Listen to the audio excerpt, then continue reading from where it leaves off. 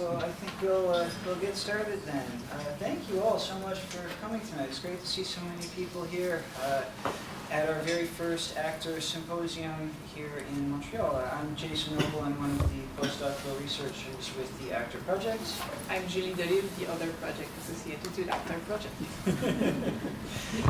So this is the first of what we hope will be a twice per semester meeting in Montreal, and we'll talk about why we decided to get this going over the course of the next few minutes. But this first session is going to be more introductory, telling anybody who might not know what our project is about, what the details of the organization is, what kind of research we're doing, what kinds of activities perhaps you might want to get involved with, because we are certainly open to new people joining on if your areas of interest match with ours in some way. But to begin, ACTOR is an acronym that stands for Analysis, Creation, and Teaching of Orchestration. And just to give you a tiny bit of background as to where the idea for it came from, it's the brainchild of Stephen McAdams, who's with us today. Basically, you notice that the word orchestration is in the acronym, but the word timbre isn't. Nevertheless, both of those things are very much focal in the work that we do. And historically, orchestration and timbre have received a bit less scholarly attention than some other parameters of music, such as pitch and rhythm. And one thing that we talk about a fair bit is the absence of a solid theory of orchestration. There are lots of orchestration textbooks, lots of treatises and things, but in terms of having a concrete theory about how orchestration works, there's not a lot out there. And furthermore, we don't even have a definition of timbre that we can all agree on. So there are still some intellectual and artistic lacunae that we aim to fill in this project. The goal of the Actor Project is to bring timbre and orchestration to the forefront of musical research, creation, and pedagogy.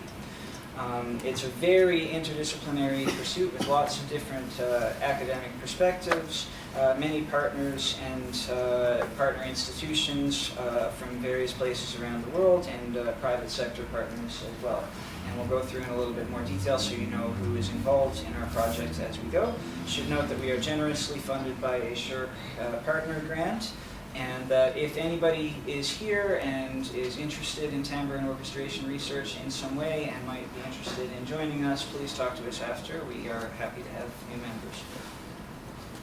So the three operative words being analysis of orchestration practice, looking at scores, audio recordings, text, performance, and perception in various different ways using many different technological tools.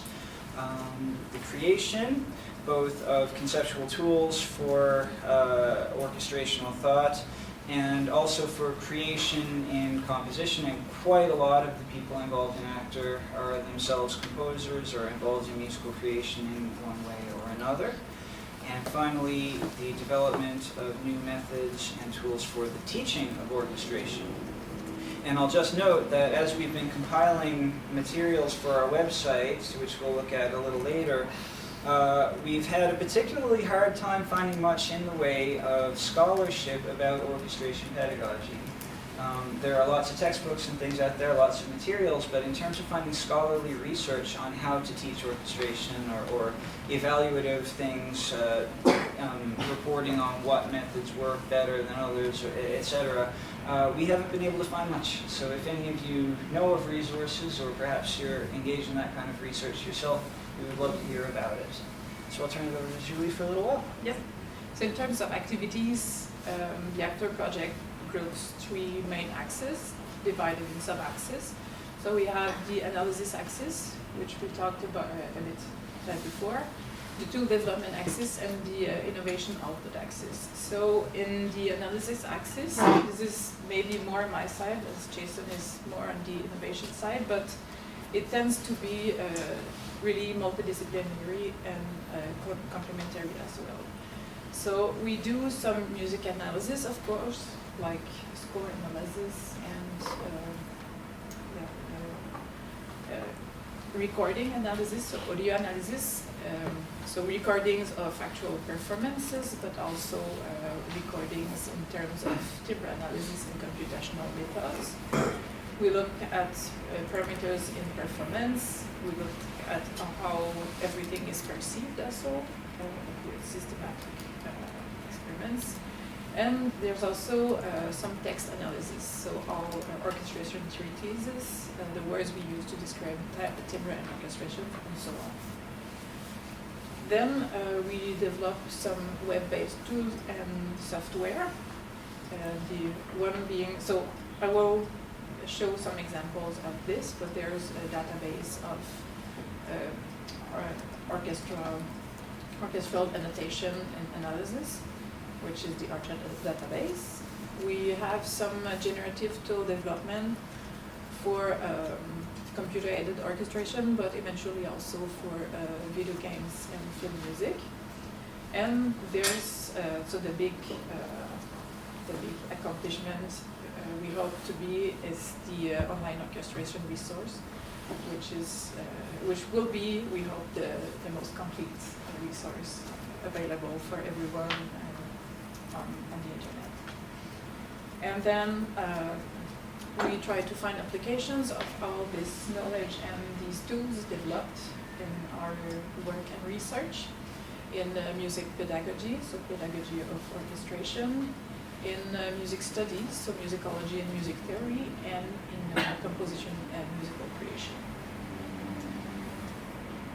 So we have about 21 institutions over 7 countries, both in North America and in Europe. We have academic partners, so many universities, among them McGill and Université de Montréal in Montreal, but also all over Canada, France, and Europe, United States. And there are also some private sector partners, which are either implied in acoustic research and tool development, software, and video games. We have also the Philharmonie de Paris, Orchestre Symphonique de Montréal, and Orchestre Métropolitain who collaborate with us. So it's very complete. As Jason said, we are sponsored by Shark, but also on the technical side and CIRC, and the FBRC as well, and by the Agence Nationale de Recherche et de France. I will get to the members who are present in Montreal. We are currently updating our lists, so it could be that some people are missing, so it's not exhaustive, but just to give you an idea of who's involved. So Stephen Gaddens here is our project director. And there are people involved in music theory, music information retrieval, in composition, music performance studies, music technology, and so on at McGill University. There are also some student members doing a lot of interdisciplinary research as well. And so the name you will see in italic below are the members of the core ensemble projects, which we'll talk about a bit later. So both performers and composers collaborating together to try to solve orchestration-related problems or challenges, I would say. At Université de Montréal, we have some experts in computer science and artificial intelligence, musicologists, composers, and also performers, music acoustics specialists, and so on. And same here at Université de Montréal, we have another group working on the core ensemble projects. It's spread among several institutions, so we'll talk about this a bit later. So as we've just seen, there's people all over the world, and in order to bring our ideas together and sort of feed off each other's energy and progress, we have these annual meetings once a year, which I would say is definitely a perk of being a part of the project. Last year we convened in Paris. I there we all are on the bridge at IRCOM. The year before that was here in Montreal in the stairwell just downstairs. So these are several days of just eating, sleeping, and dreaming about orchestration and timbre, and coming up with all sorts of great ideas that we then go back to our respective corners of the world and follow through on. But it kind of occurred to us that once a year, it's a fair interval of time between getting together, and so many of us are here in Montreal. And so the idea behind these symposia, which we hope to now have regularly throughout the year, is to get people together to tell one another about the work that we're doing in orchestration and timbre. So many of you here are actor members. If you would consider presenting at a future symposium, that would be wonderful. To talk about some creative project you're working on, some pedagogical project you're working on, some analytical or scholarly project that you're working on. The hope is to have it, keep the momentum going throughout the year and keep everybody motivated, keep everybody abreast of what's happening in one another's work. And so students are also welcome to join as student members, and if you do, there is funding available for various research projects and funding available to travel to these annual meetings that we have. The next one is going to be in San Diego next year, and then it's planned out for the following 5 years, I guess, or 4 after that. Competitive. Okay. Well, it is, but last year we were able to fund everybody who applied, so it depends on how many applications that come in. So it could be a free trip to San Diego to meet a lot of the most interesting people in the world working on orchestration and timbre. So if that sounds exciting to you, then definitely check it out. So that's a lot about the organization itself. We're going to just talk a little bit now about what we are actually doing. And we've alluded to this online orchestration resource, but that is going to be a signature output of the project. And Julie and myself, and also our webmaster Kit, who's just right there, have been working on that very hard. We want it to be a combination of originally created material by actor members and also a kind of compendium of all the resources that we can find that are out there related to orchestration and timbre that we can just link to from the site. It's still under construction, but we've got it at a state where we can at least give you a little overview today. So this is the front page of the website, and up there at the top you can see online orchestration resource. That link is not live yet, so we're going to just jump straight to analysis, right? Is there one over there? Yeah. Yeah, exactly right. When everything is working, then it's going to you'll be able to click on either analysis, creation, or teaching, and then from there it'll come down to a whole bunch of sub-branches. This is actually too deep. So at this point we've gone from the main page to the online orchestration resource to the analysis axis, and then followed one more through into this particular thing called Orchard, which Julie is going to talk about in a little bit. Mm-hmm. But maybe can we go back to yes. To the main page?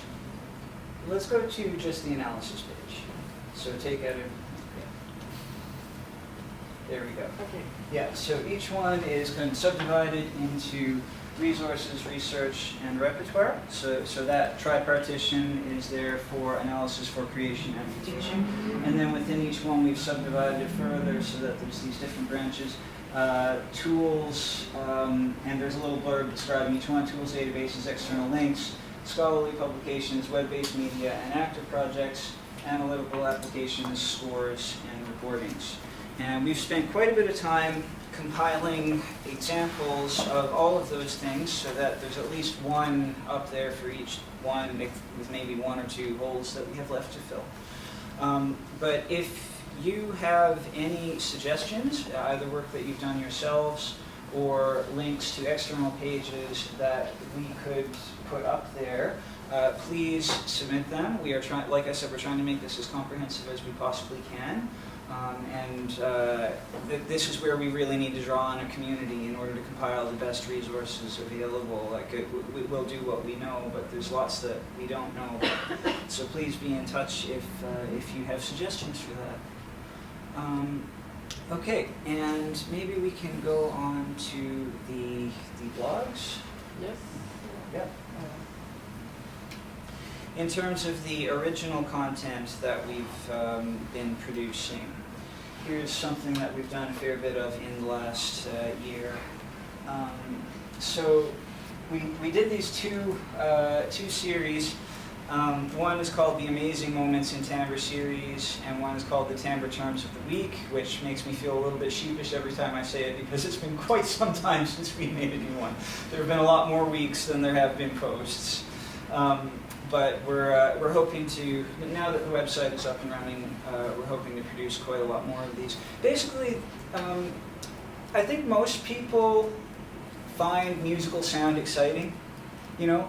Most people find timbre engaging when you play it for them. But in terms of talking about timbre, like the vocabulary gets pretty arcane pretty quickly. There's a lot of terminology that we kind of bat around without even necessarily realizing how unfamiliar it is to the general public. And so one of our main goals with the Timbre Terms series was to give people a way in, you know, to describe it in the most general terms that we can, so that people who are unfamiliar with timbre and orchestration have somewhere to go to learn some of the building blocks that we use in our discourse about timbre and orchestration. I would say that we haven't written it quite for a general public. It's more of the tenor of undergraduate introductory survey course kind of level, where it's, let's just go open one up for an example just to show this. Yeah, so this is Amazing Moments. Maybe go back and open up in Harmonicity.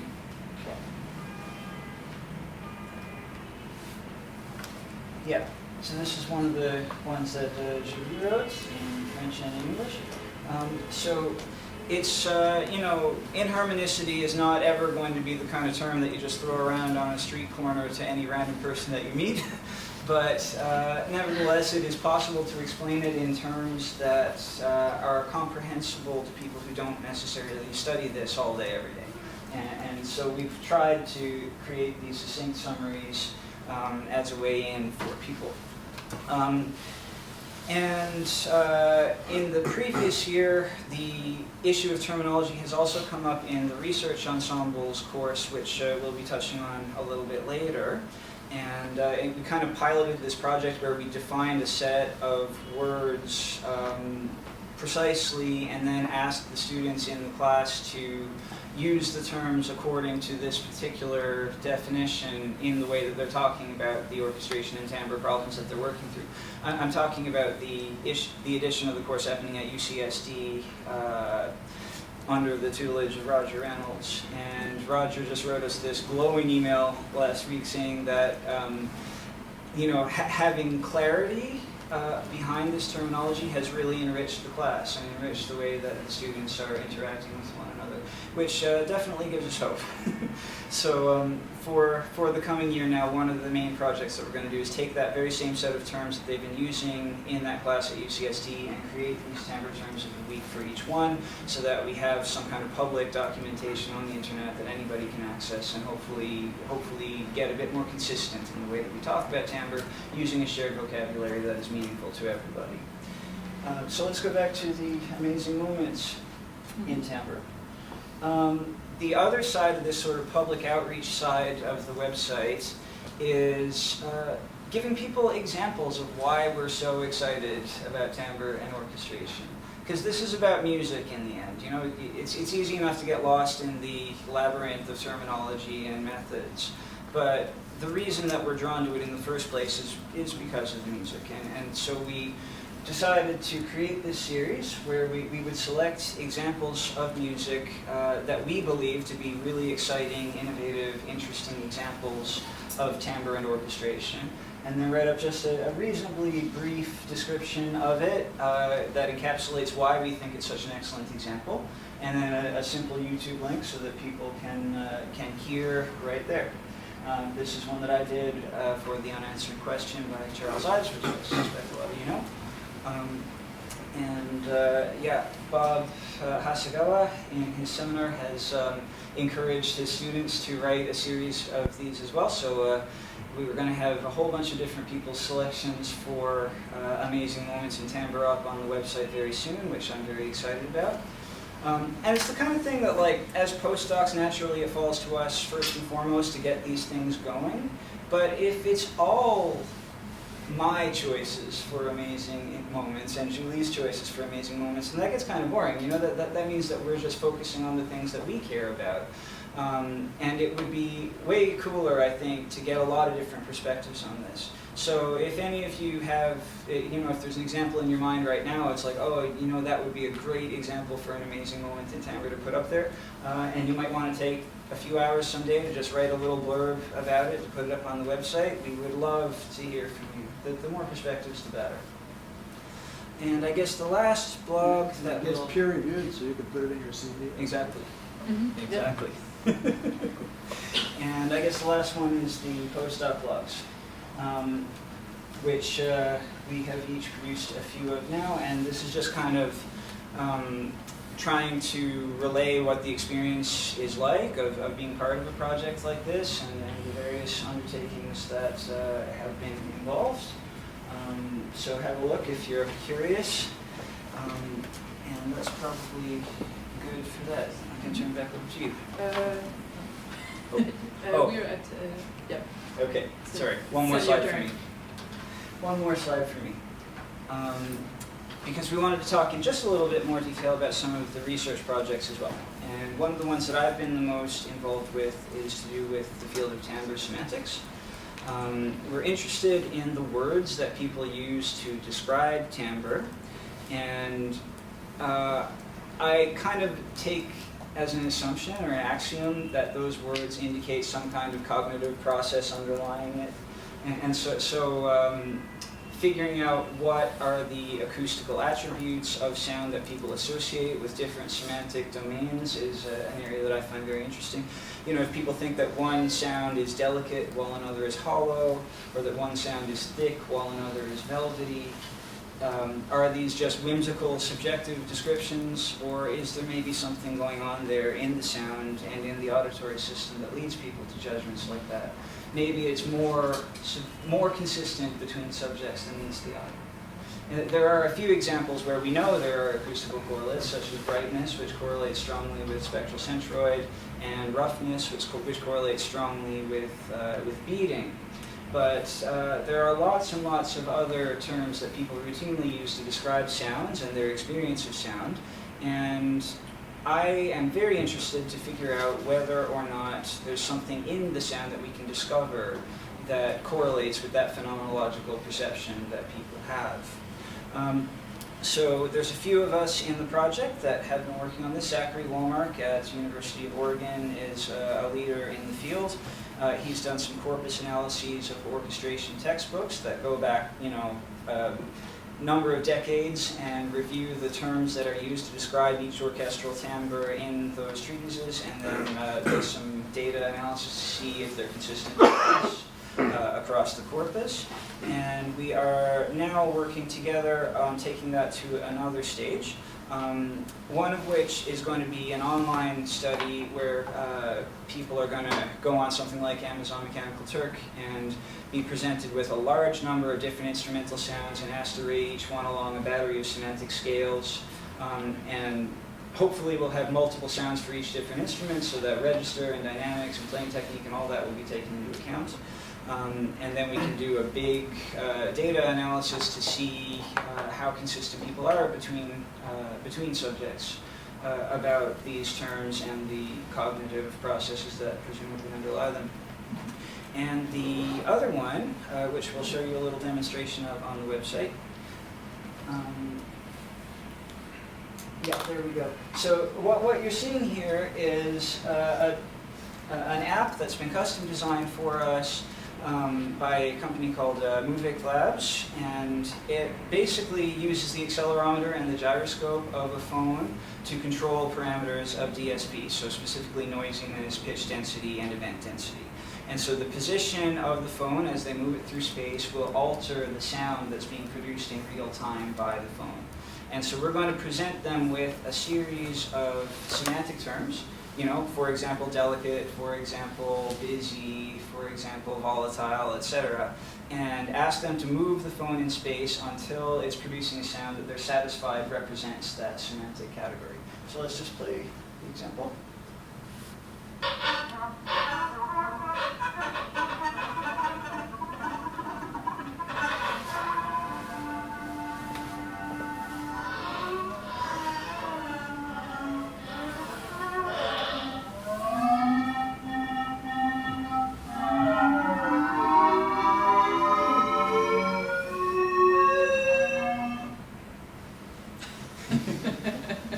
So our hunch is that it won't just be a random distribution where there's a million different sounds that have nothing to do with one another, but people are actually going to zero in on particular acoustical attributes to represent these different semantic categories.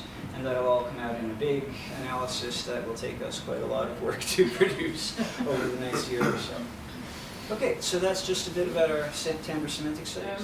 I will give a quick overview of other thematics or projects that are explored in the actor partnership. So we have groups on music and timbre analysis. For example, on 18th, 19th century music. So that we have people working on Haydn and so making up very beautiful diagrams to see how orchestration supports musical form.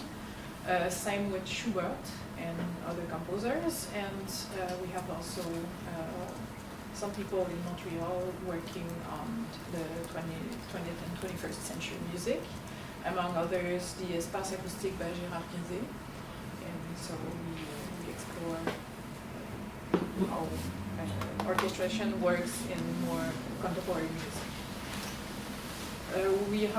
We are also doing some performance analysis. I guess there are some projects going on at Université de Montréal, so we can talk a bit more about this later. So the idea is to study musical gesture and its parameters and see how gesture influences timbre production and perception of musical intent. Music with live electronics is also a very interesting topic as it expands traditional orchestration. And there is also some perception analysis going on with the McGill project, which is a huge study meant to see how instrument timbre varies through registers, dynamics, and how it's perceived through all those changes. So,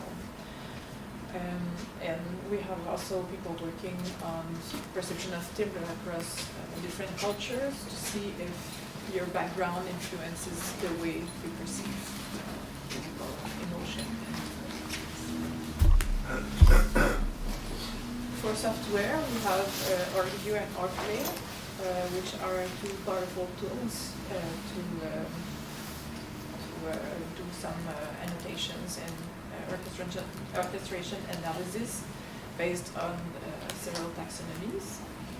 And then it's possible with Orplay to make an emulation of the orchestral texture by playing in tutti or as a render, just to select some few instruments, for example, to show the combination between clarinet in a particular context.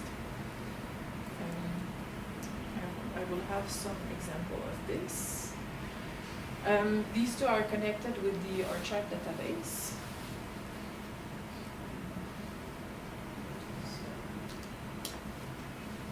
So we plan to make it available to a larger audience soon. So it's a queryable database for orchestration analysis. So it's possible to do hierarchical research, selecting some types of orchestral effects or techniques, some composers, styles, and so on. And then if you click on an example, you will get something like this. So you get the score, ideally rendered in XML format, so that everything can be connected together. And you can visualize the annotation and see exactly what's going on according to the work that has been done. These aren't in XML yet. Yes. So it's still a work in progress. It's working on Orchestration. Yes. Yes.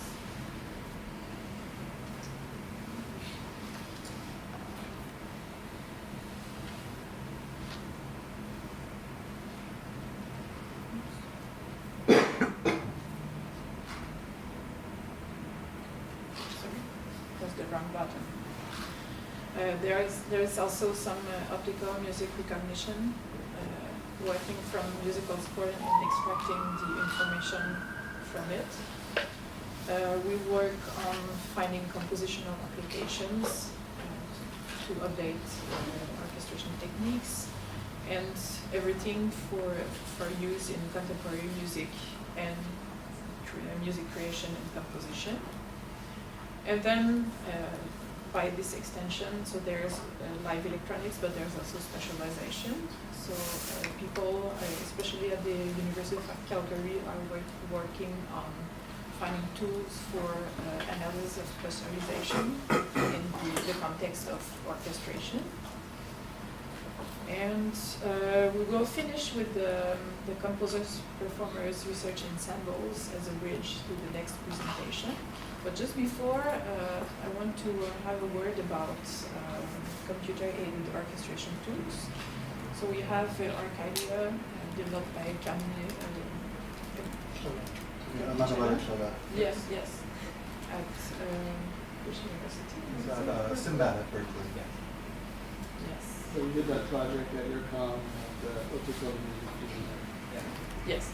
Okay. So there are generally more than one institutional or private sector partner involved in projects, and it's usually multidisciplinary as people from different fields of expertise collaborate together.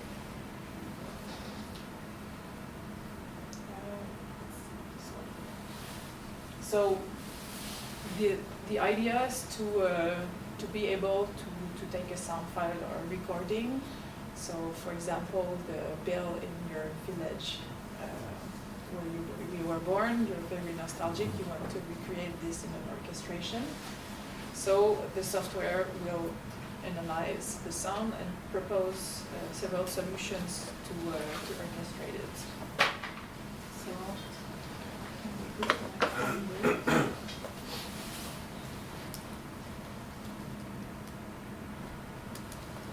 finding the cursor is always a challenge in this case. So we have, for example, it's taken from there, but I had to download the sounds for some reason. So don't be afraid, it's a stream. So this is the original sound file. So how do we orchestrate this? So I have 5 solutions. So they have 5 solutions. It's not funny.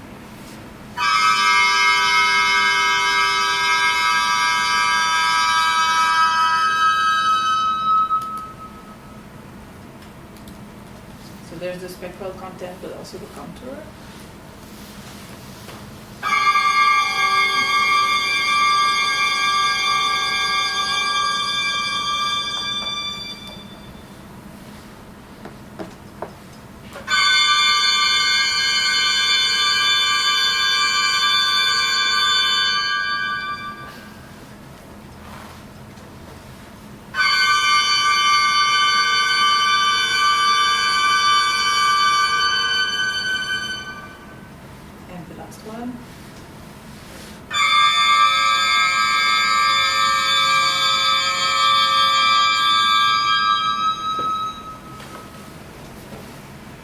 this is one among the several things that we can do with a computer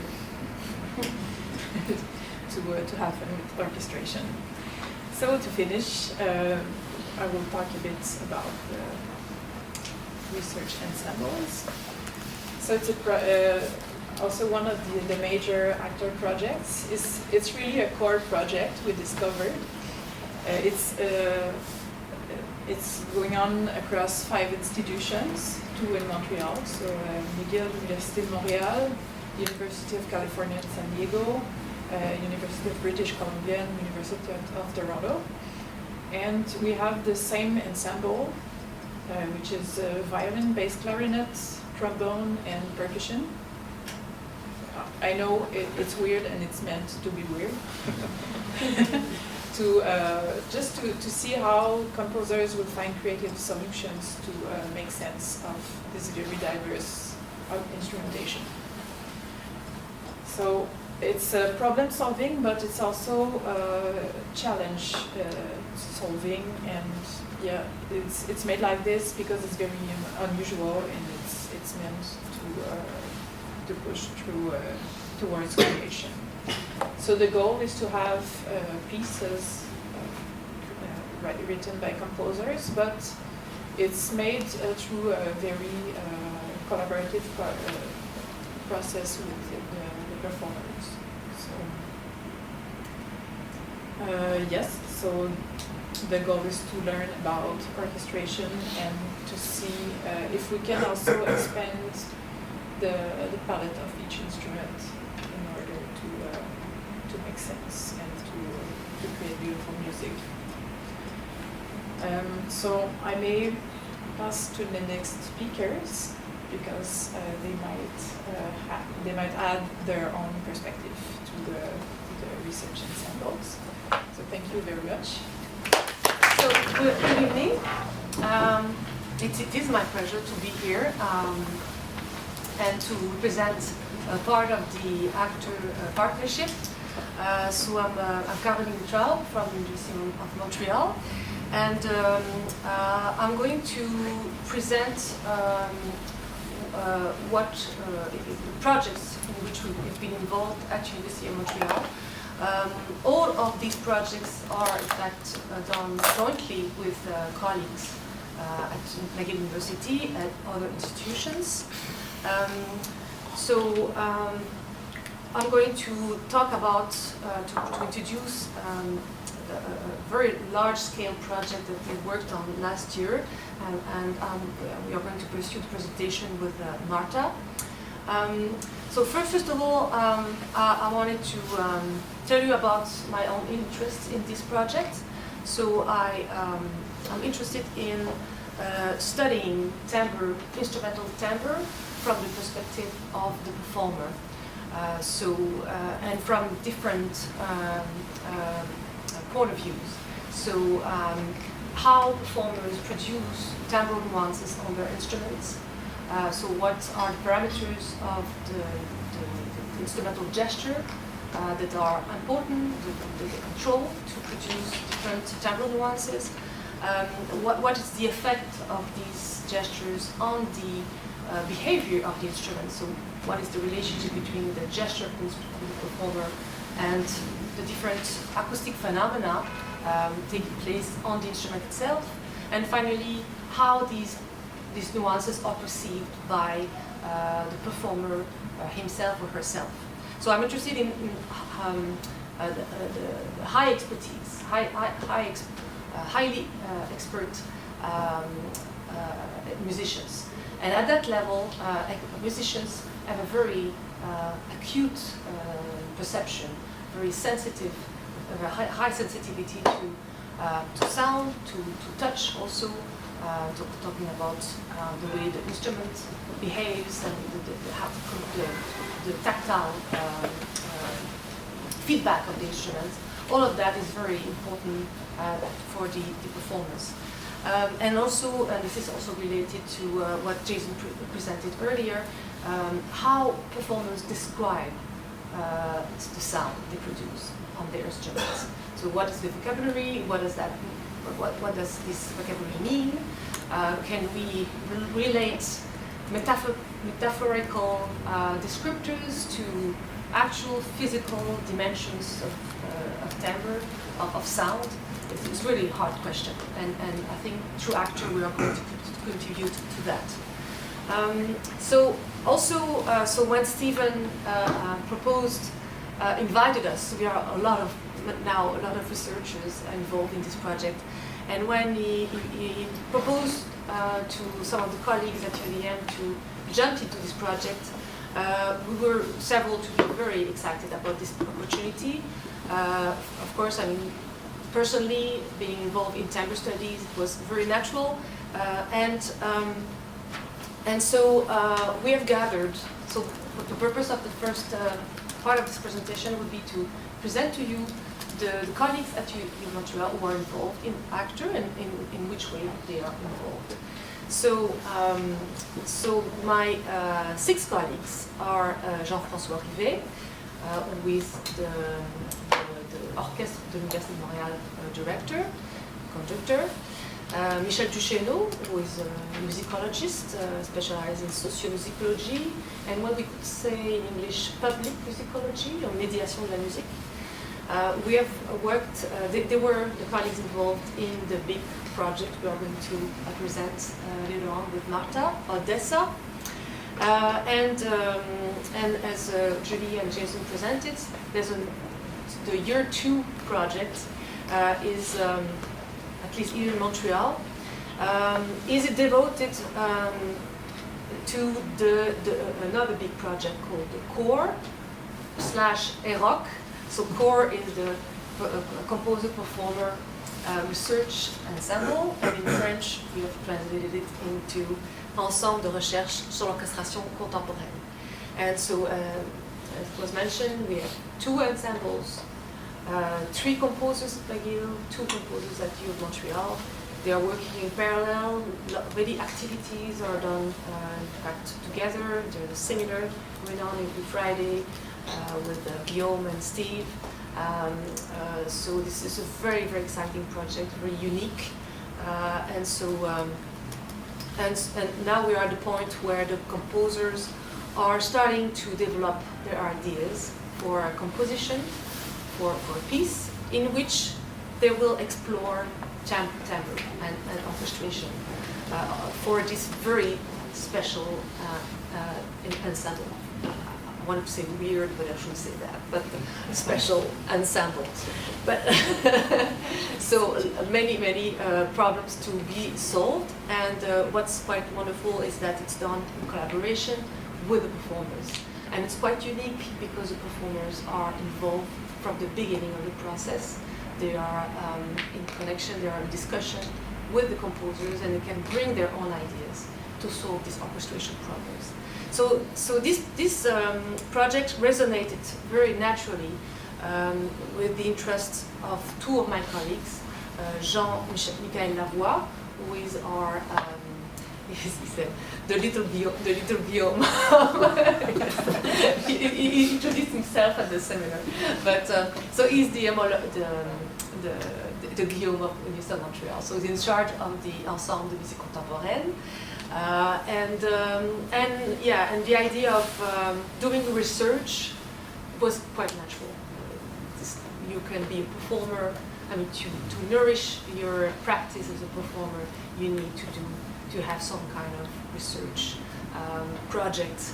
And it could be, formalized or not, but it's the idea to explore, to research. It was very natural for him to get involved in this project, as well as Pierre Michaud, my colleague composer, who is specialized. He represents the area, the broad area of mixed music, spectral music, algorithmic music, and also he's very much interested in the dynamic, the creative process involving composers and performers. He has taught for several years now a seminar for mixed music in which performers and composers can enroll and work together. So, and he's very interested in thinking about the best dynamic to install to have this collaboration emerging between composers and performers. And it's especially important in mixed music. It's important because there's no treaty yet for orchestration of mixed music. As soon as you have processing or electroacoustic added to instrumental music, you break the rules that are written in the traditional treaties. So you need to find new rules, and you need to do that through experimentation. Besides these two colleagues, there's also Jonathan Gorman, who is a regular collaborator of Bob Silberkawa. We have organized several conferences together over the years, and so he's the Bob of Montreal, you could say. So specialized in 21st century music analysis. And finally, Robert Normando, who is an electroacoustic composer and who leads a very important research project concerning specialization, sound specialization. And he has a team of developers to develop a software called Octogris, which is a tool to include space as a composition parameter. So I won't have time, of course, to describe all these projects in detail. Jason and Julie told you about the ensemble project, and so I wanted to use the rest of the time to tell you about the. Oh yeah, that's right. Another slide. Almost there, Marta.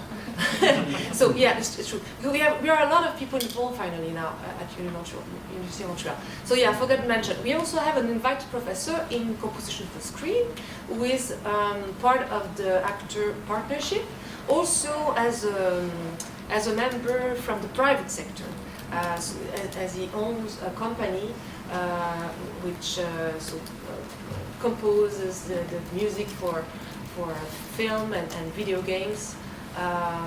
And as well, we have Irina Kirchberg, another invited professor in public musicology and sociomusicology. She's a close colleague of Michel Duchesneau. We have several doctoral students in composition. The first two are the composers of the ensemble. We have a master's student in composition for screen, helping us with the documentation of the creative process of the ensembles. We have doctoral students in musicology and a doctoral student in performance. And of course, yeah, last year, as you will see, all the students of the Université de Montréal Orchestra have been involved in the project. And lastly, Julie mentioned it, we haven't started collaborating much with him, but he's part of the team, and there's a project coming soon involving Philippe Essling at IRCAM. So I'm talking about Yoshua Benju, our leader at Université de Montréal for the artificial intelligence sector. And also I wanted to mention that we have team Olivier Lassu, who is an experienced documentary filmmaker who happens to be at the moment a master's student in cinema at Université de Montréal. And so we are quite lucky to have him on team to document the creative process of both ensembles. So he's often present, attends to the seminars, and is going to film the whole process from the lectures we gave at the beginning of the term to the concerts in April. And the idea will be to end up with a documentary of the whole. Okay, imagine if you're a conductor, imagine if you are a recording engineer, producer, and if you are an acoustician who would like to do something together that really helps each of you demonstrate what you want to demonstrate. That is exactly what happened on that famous day in July, when we started coming up with the idea, how about to do a research project in which we have a real orchestra playing, we have a lot of microphones recording that orchestra, and we have the acoustician who can really measure what's going on in the acoustics of that particular concert hall. And all of us then later providing what comes out of these experiments to a specialist in the evaluation, perceptual evaluation of how this music sounds. So this was exactly the excitement that we had when we came up with the idea, let's do a recording together. And Jean-François Rivet said, I have an orchestra and we're going to be performing Tchaikovsky's Sixth Symphony, the Pathétique. And I said, that's perfect, so we're going to, I am a record producer, recording engineer, and I am used to working interdisciplinary projects with musicians. We record the musicians, and we have to understand what the music is about, what the musicians want to do when we place microphones. We have to also know about the acoustics of the radiation patterns of instruments, how the sound expands in a concert hall, for instance, all that. This is all already interdisciplinary activities within my profession. But so in this case, we could really think of what we would like to show by recording this orchestra, not just we play some microphones and the recording gets done, no, but what can we show the actor community and the world at large if we do this recording. So the idea was to have a number of, let me show you here, a number of microphones that would record. Here we're preparing in the Salle Claude Champagne, we're preparing to place 50 different microphones in different distances from the orchestra. And why that? In order to demonstrate how the sound of the instruments expands in the acoustics of that room, and how different it may sound if you have microphones getting here the woodwinds, single instruments of the woodwinds, or what happens to the sound of those woodwinds if heard from microphones above the conductor's head. Does the sound the same or different? How does the acoustics act on that sound that arrives in different distances? So that was the idea behind that. So we came up with various positions. If you can see here, some microphones above the conductor's head, some microphones on the side and the front, some other higher ones. A lot of the ones with the little yellow points, they're really single microphones close to each of the instruments. Here on this side you see the acoustic camera that was used for the acoustic measurements. We have here, for instance, just to show you the distances, and microphones at the back of the hall, room microphones that would really catch the most distant perspective of the sound of this orchestra, and some others further front. And so we prepared the setup the day before. Maestro Rivet had prepared, here some microphones in different distances, had prepared a series of music examples within the symphony. The idea was not to record from beginning to end Tchaikovsky's Sixth Symphony, but to show how does it sound, how did Tchaikovsky put together different layers of instrumentation, and how does it sound when you only hear the melody, the melody lines? How does it sound when you hear the harmony lines? How does it sound when you hear the woodwinds against the strings playing different lines together? How does it sound when we combine them? So there were already some musical ideas behind what we would record, and our many microphones were capturing that. Here is just an idea of how the different microphones were assigned, and the equipment list, a lot of mixing went on afterwards, and so on. But now we have, let me just show you here, for the audio recording we had various distances above the conductor's head, a little bit further back into the room. It's called the ABs, the Decca tree. We have all these, the red points are the spot microphones really close. And now we have also an acoustic component. This is Malte Kopp from the University Music University in Detmold in Germany, which incidentally is the place where I studied when I became a tonmeister, studying at that same university many years ago. He wanted to make acoustical measurements of how the hall is just acoustically, the reverberation time, all the different characteristics of the spread of the sounds. And for that he brought in a number of pieces of equipment that will allow him to do these measurements. We presented recently the results of this first experiment of the Odessa project. We presented at Detmold in a conference in September, and by then the website was ready, and maybe Kit will help us present from the website some of the examples that we have. Let's go. I have here a link, so we can go to this one here. So I would actually have more detail here.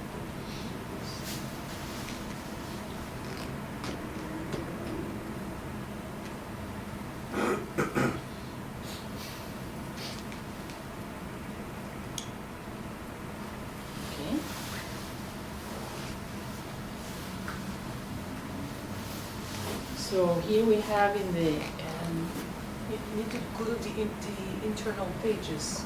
No, it's public now. Ah, it's really now. Oh, yes, I didn't know. yes, this is one. All right, so we have here in the, this is the link, actorproject.org, and here the Odessa orchestral distribution effects in sound, space, and acoustics. That's the description of what the acronym Odessa is. Orchestral distribution effects in sound, space, and acoustics. Here you have various. Yeah, we have here something really wonderful, which is the documentary film, 19 minutes, about the making of, let's say, of the Odessa project. Yeah, so I mentioned earlier Michel Duchesneau, my colleague in public musicology, as well as Irina Kirchberg, and they have directed a team of students, so there were five or six students, who took care of the documentation. So the rehearsal, the recording session was captured with 4 cameras.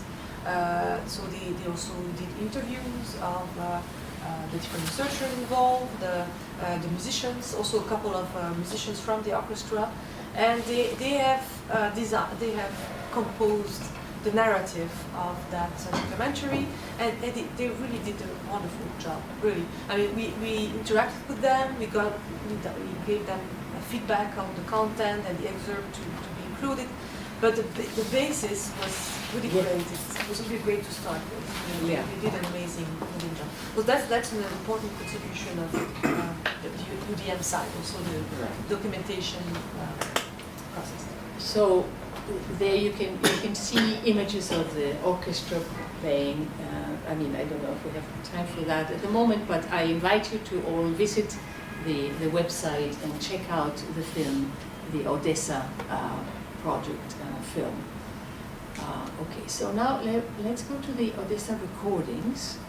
Here we have, so this is Kit's work. We have here, for instance, the different music examples that we were using. For instance, here you would see the score of example number S1A, or the tutti of example S2A, or of all the different, practically the different chapters of what we were recording. One is the counter chant only, the counter, the first theme in example 3B, or the melody only, or so. So you would hear, for instance, I'll just show you an example of this one here. Selection 3.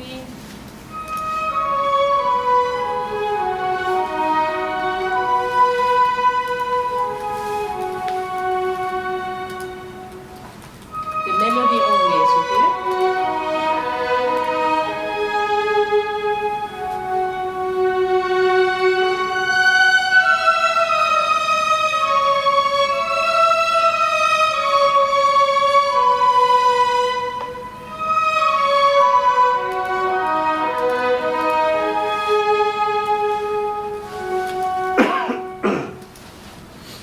Okay. Then let's go to. Let me see. These are all subjects. Correct. Listen. Oops. Jump to your. Okay. So here we have various pictures and so on, and here is all the subjects. All right. Here we go to. Let me see. For instance, this is a subject of that we recorded, counterpoint and orchestration as a way to enhance the energy. And it's from the first movement, a certain amount of bars from the symphony, and here we hear the different excerpts, A, B, C. But I want to show you something else. Yes, I want to show you here of this example the different sounds of different distances of microphones. You hear, for instance, the group of all the closest microphones would sound like this. This is really all the individual microphones for each member of the orchestral host.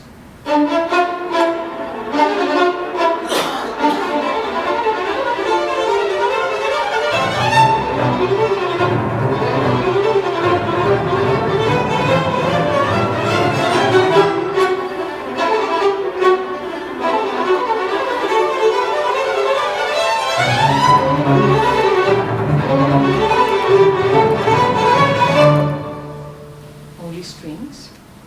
And now here, the same example but heard from up on the balcony. This is the sound that arrives there. Same people playing at the same time, same take.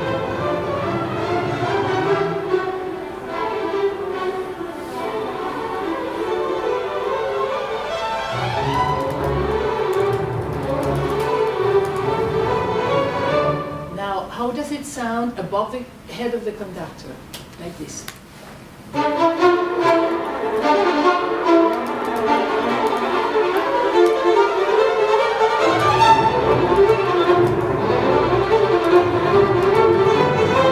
And now, if I compare to the closest microphones again, so how different that sounds. Okay, and now we're going to play all the microphones together, mixed in the right musical mix. Close and far, all of them together, this is the sound.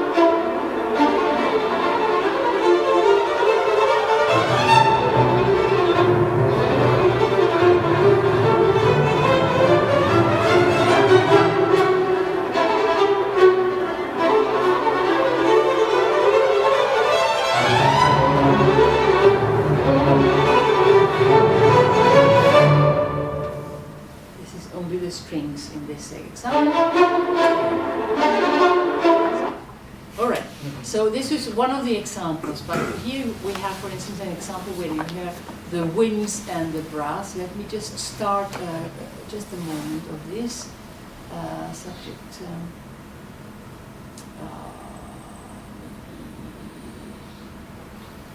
This one here, excerpt C, here.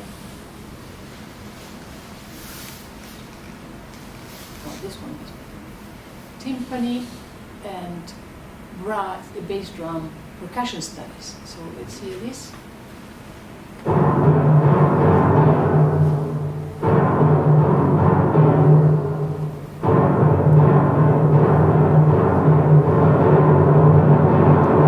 Okay, and B,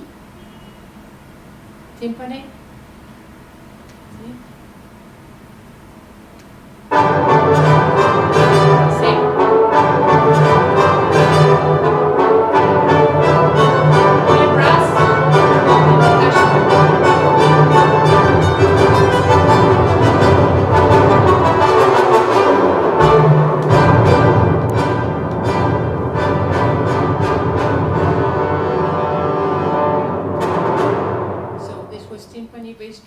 brass. Now, only winds and strings.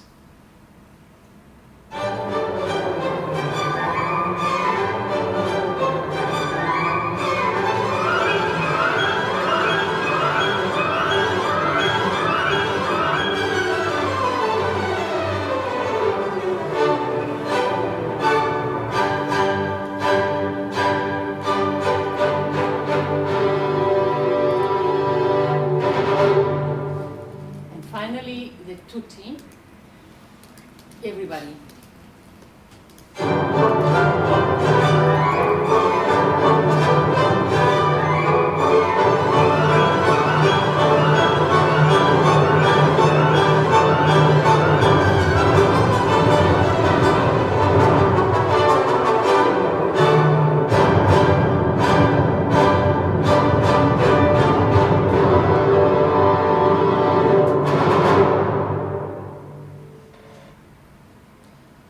So now having the website, we can really make it clear to everybody. How does an orchestra sound from different perspectives? How do the different instruments somehow come together, and how when we mix that in a way that resembles the way it sounds in the concert. And then with this material, then it's up to Caroline and her colleagues to continue with analysis of many different analyses. Yeah, Malte Kopp was going to work also on some of the excerpts. For example, he had the idea to record an excerpt with the different numbers of violin, Yes. and to investigate, yes, also this phenomenon of blends also, and violin ensembles. So how many violins do we hear in an ensemble, and what is the impact of the room acoustics also on the perception of violin ensemble. At the moment, I'm working with Jean-François. What I would like to have to add to that, these web pages, is a description of Jean-François' perspective. So what were his intentions? What kind of sonorities he wanted to produce based on what he sees in the score, because it's its own interpretation of the score. And so I would like to start with that from Jean-François' perspective, and then from there see what kind of analysis we could do to confirm maybe some general effects and so on. So, but at this stage we are documenting Jean-François' perspective. This is interesting. Another thing that we found out is that when my colleagues and I were deciding on the positions of all the 50 different microphones, we went up to the balcony to try and find the most distant sound, as I showed you earlier, the most distant sound of that orchestra. And I went and I listened in different positions up on that balcony until I found the place where I said, this is the best sound. And someone asked me, what is best about it? And I said, it is very well blended, very well balanced. The sound that I hear, that arrives here from the direct sound coming from the orchestra, from the different sections of the orchestra. Also the reflections that I hear are very blended and very equal, left and right, and it's all really the same sound but distant. So Malte Kopp and Dorothea, who was working also on an analysis of the acoustical measurements that they took, they also placed the acoustic camera up there on the point that I had said where I hear this very balanced sound. And the image that came out from where they measured this, I want to show that because it's interesting. Yeah, this one.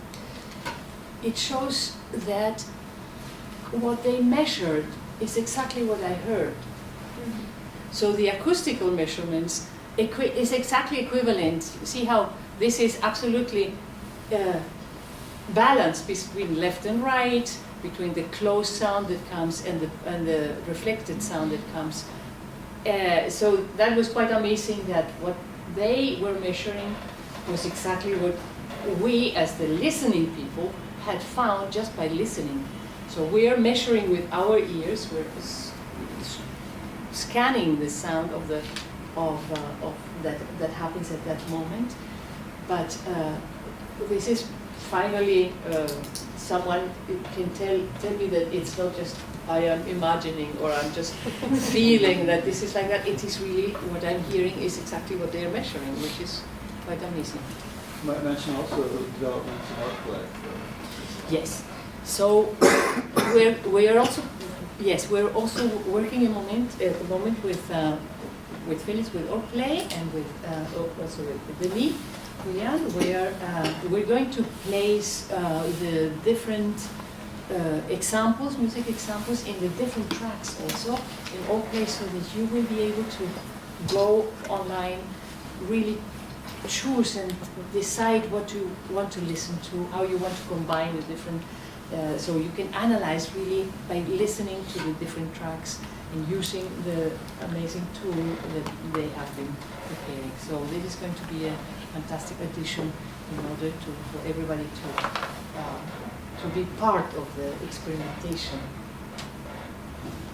We should probably finish there. Yes. Thank you you so very much. Thank you. Thank you.